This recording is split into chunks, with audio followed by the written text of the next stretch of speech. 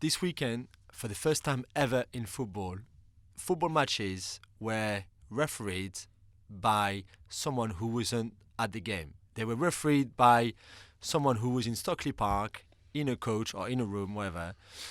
And that was it. We didn't have any referees at those games. I'm sorry. Because if Martin Atkinson had really refereed that Arsenal Crystal Palace game, he would have said, hang on a minute, I need to see those. I cannot overrule my own self just because you in my ear, you're saying like, yeah, it's a foul, we can see it clearly. He surely has to go and see it. And for me, for the first time, the Premier League invented like a referee who's not in the stadium but still refereeing football matches, which I think is so wrong. It totally violates the whole spirit of VAR as well. But even if you're Martin Atkinson, all those referees there, how are you feeling when you go home?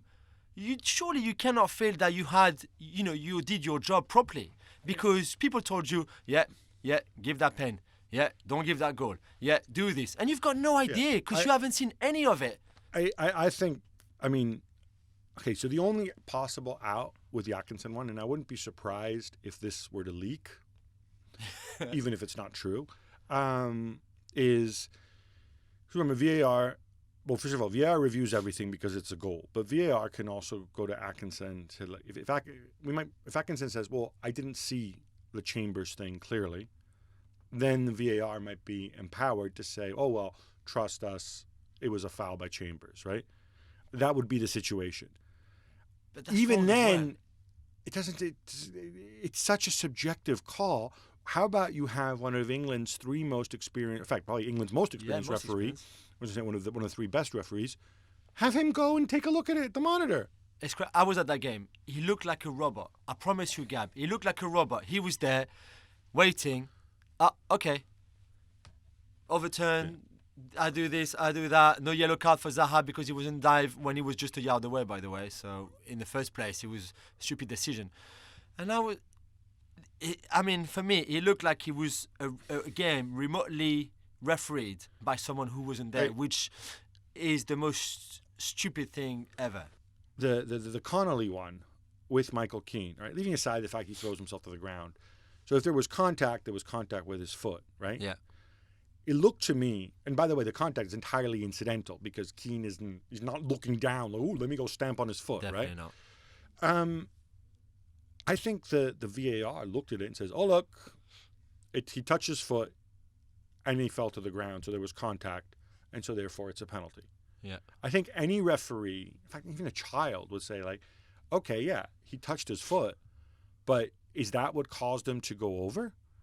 Did it affect him in any way, shape, or form whatsoever? No. And the only way you can tell that is if you watch it in regular speed. So we've established there's contact, but then I think this is just appalling. I'm hoping this is just a colossal brain fart this weekend. But they explained it that, do you remember when they came out and said, there was 4 incidents that VAR didn't deal well with earlier in the season. One of them was the David Silva, who was stamped on his feet. It was not given as a pen.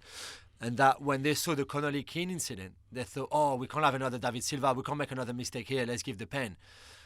And it's the same for the Socrates goal. They said, and if people who watch Match of the Day too, for example, in England, who asked the Premier League about that incident, they said, we made a subjective call on this one. What was subjective? I thought the whole idea of VAR was not to have subjective calls. Was to have, if it's clear and obvious, we give it. If it's not, we don't give it. What was subjectiveness? You have real issues here. I think a lot of it comes from the fact that you were so terrified of what the ex-pros on television, I don't like VAR, it takes too long, fans in the stadium. All the usual nonsense. The way you've implemented it isn't working. The 180-degree turn you made isn't working great. Sit down with smart people, listen to them, but then you and your closest advisor grab your balls and make a decision and stick to it till the end of the season, right?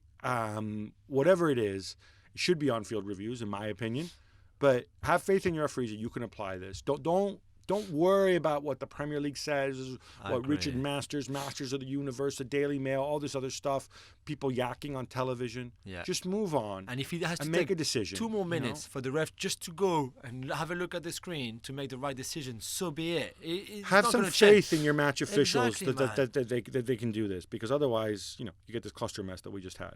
Thanks so much for watching ESPN on YouTube. And for more sports highlights and analysis, be sure to download the ESPN app. And for premium content and live streaming, subscribe to ESPN Plus.